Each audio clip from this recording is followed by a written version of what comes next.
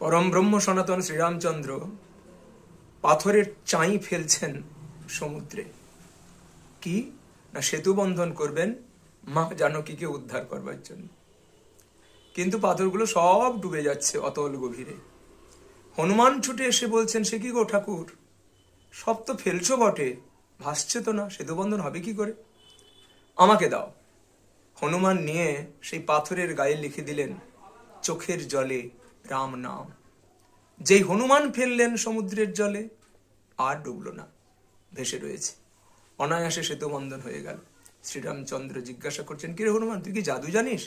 বলে, জাদু তো আমি জানি, তোমার নাম লিখে দিয়েছি না, তোমার চাইতে তোমার নামের মহিমা কত প্রবল দেখো, কত বড় দেখো। এই সংসার সমুদ্রে যারা ডুবে আছে তারাও ভাসতে পারবে অনায়াসে, যদি রাম নাম করে, রাম নাম